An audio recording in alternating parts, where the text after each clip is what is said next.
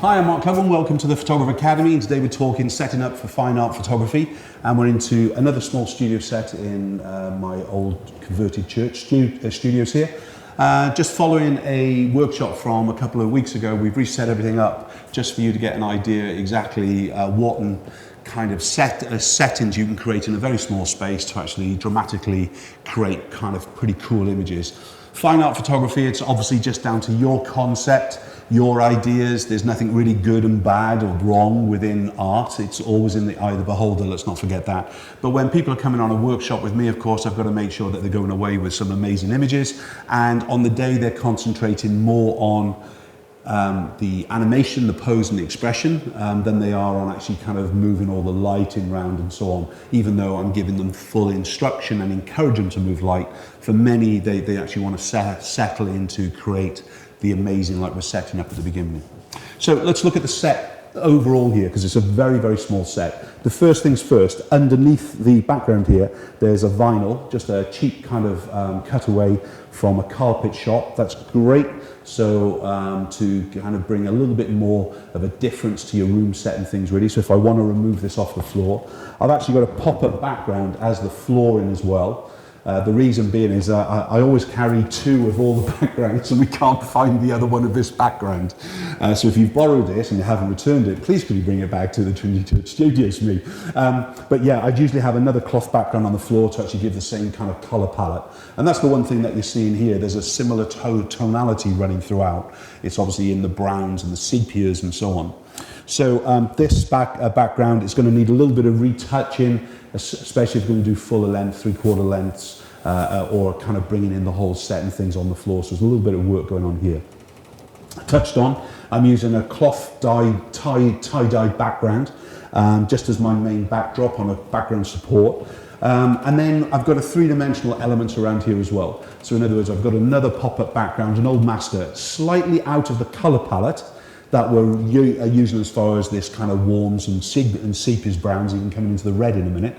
But again, it just gives us a coolness. So specifically an old master, if I was photographing from this direction towards here, then I've got another kind of a black and white set if I want to. But where we're seeing all the brown tonality and even coming into the red, this is in my color palette for the color photography during the course of the day.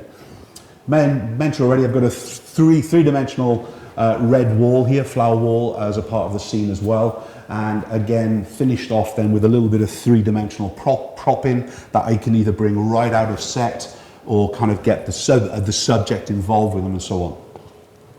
Lighting wise, most of the shoot, in fact, that I will be doing here is one light. It's a small little soft box, very old. You can see it's kind of beginning to show the age of time now, as it were, in everything that we do. I run it with a combination of just the softening material from above, but also with the grids, if I want to actually put those on the front. I like to control light as much as I can, yeah. So there's my overhead on basically a portable boom arm stand, which is called a poly stand.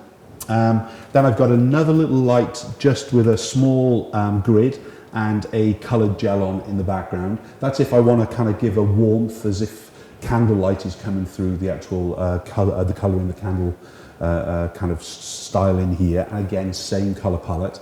And then I've got another little light here, which is with a snoot, and I've got a gobo in the front, a handmade gobo here, and this is to actually interrupt the light on its way through to the background to kind of give us a little bit of a pattern and a shape and so on.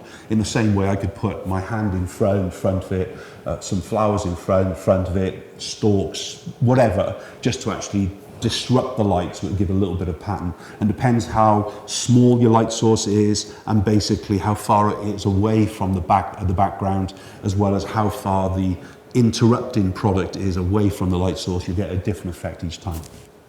Metering wise, obviously from the face towards the light source. If I'm going to feather this as well, I would just turn the light down. It almost kind of points downwards, but I've got to make sure I'm not using the grids on this light then when I'm trying to use it as a feather. Remember, you cannot feather light when it has a grid on the front. A gridded light source is a directional light source, and it has to point at your subject. Otherwise, you just won't get the actual illumination, the quality of light on them at all with it.